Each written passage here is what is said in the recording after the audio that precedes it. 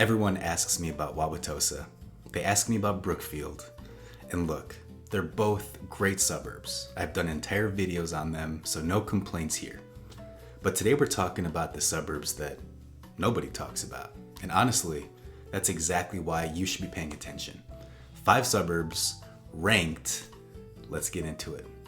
Now, just a quick disclaimer before we start. I've spent time in every single one of these places. Some of them I know because I've had clients buy there. Some of them I know because I personally hang out there. And one of them I know because my wife makes me go to IKEA. We'll get into that one later. But if your suburb doesn't make the list, drop it in the comments. I read all of them, and it might end up being in the next video. So starting off the list at number 5 is Glendale.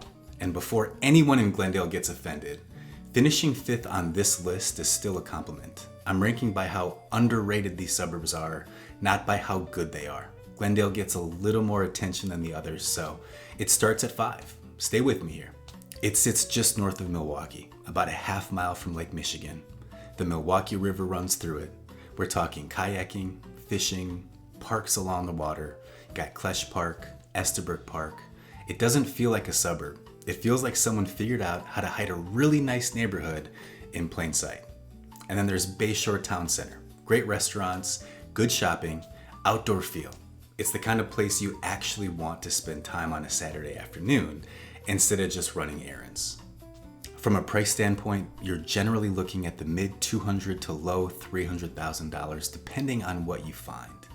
And for how close this is to the lake in downtown Milwaukee, that surprises a lot of people every time I bring it up. And it moves fast. Days on market have been dropping. This is not a suburb you sleep on and come back 3 months later. If something good hits in Glendale, you move.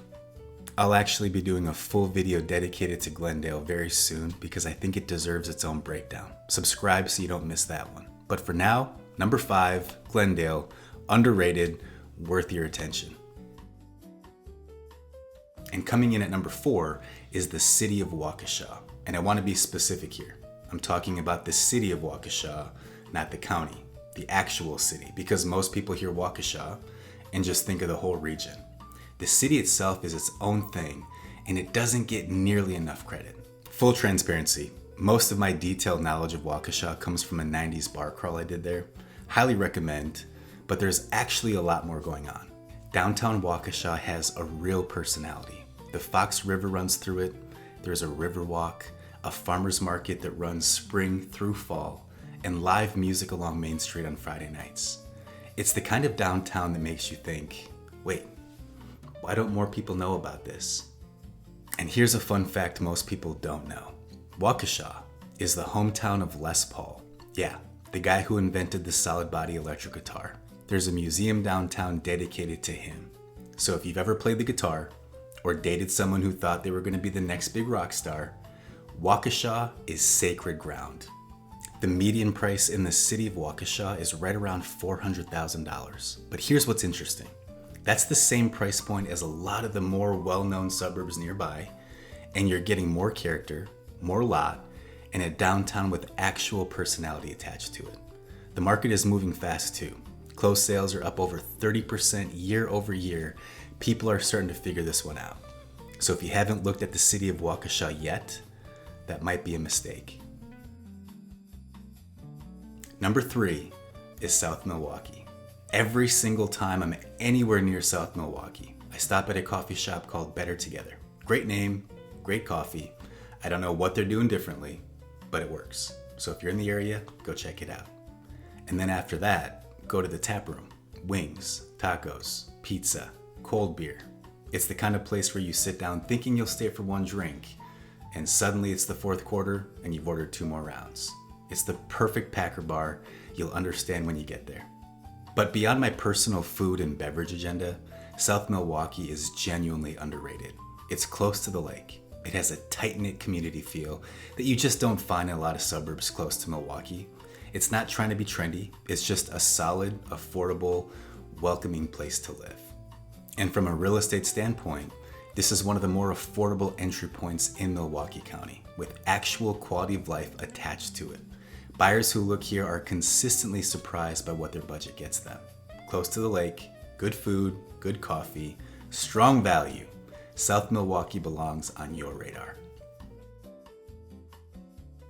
Coming in at number 2 is Franklin. And full disclosure, I'm a little biased here because Franklin produced the most amazing and beautiful woman I've ever met. My wife is from Franklin, so take everything I'm about to say with that in mind. But honestly, the suburb speaks for itself. Franklin is what I'd call a sleeper suburb, growing fast, newer construction, bigger lots, and it still hasn't caught up to the price points of the more well-known suburbs nearby. The median price is right around $395,000, but you're getting more house for that number than almost anywhere else on this list. Newer builds, 3-car garages, open concept layouts, the stuff that costs significantly more a few miles north. Lifestyle-wise, Tuckaway Country Club is right there. The Rock Sports Complex, one of the biggest sports facilities in the whole state. Ballpark Commons. And for the golfers, Lux Golf Bays. I'm not going to pretend like I haven't noticed that. But here's the thing that's going to make Franklin impossible to ignore going forward. Franklin just broke ground on the first Costco in all of Milwaukee County. All of Milwaukee County, first one ever. It's going in at 27th and Drexel, 164,000 square feet, gas station included, opens November of 2026.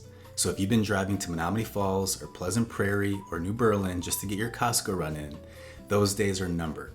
Franklin just solved that problem, and I have a feeling that a lot of buyers who are on the fence about this suburb just made up their minds. And the most underrated suburb in the Milwaukee area, in my opinion, is Oak Creek. I know, hear me out. The last 5 years I've been in a winter golf league at Gastro's driving range in Oak Creek, so I'm there regularly. And every single time I pull into that parking lot in January, hitting balls in what feels like a wind tunnel, I think, why doesn't anyone talk about this place? Great schools, easy access to 94 and 894, close to downtown Milwaukee without the city price tag, clean neighborhoods, strong value. Buyers who expand their search to include Oak Creek consistently find more house for their money compared to the suburbs further north. And then there's the lifestyle side of Oak Creek that nobody talks about. Oak Creek has an IKEA. Now, I want to be careful here. I don't go to IKEA. I'm taken to IKEA. There's a difference. But the point is, it's there. So here's what a Saturday in Oak Creek actually looks like. You wake up, you hit a bucket of balls at Gastro's, you go to IKEA, spend 3 hours walking through fake living rooms and eating Swedish meatballs, you leave with a bookshelf you'll never build and a bag of tea lights you didn't need. Then you go home. That's a full day, and Oak Creek provides that. In all seriousness, the value in Oak Creek is real. It's close to the lake, it's got a growing commercial corridor, and it punches well above what most buyers expect when they first look there. If someone asked me where the best kept secret in the Milwaukee area was, Oak Creek is in the conversation every time. So there you have it, 5 suburbs, all underrated and all worth a serious look. And I know some of you are watching this thinking your suburb should have been on this list. Drop it in the comments. I read all them, and your suburb might be on the next video. Speaking of which, I mentioned Glendale deserves its own breakdown, and that's coming very soon. So if you want to see that one, subscribe and don't miss it. If you're thinking about buying in any of these areas and you want to know what's actually available right now, my info is in the description. I'm always happy to talk. Thank you so much for watching, and remember, whatever move you make next, make sure it's a smart one. See you next week.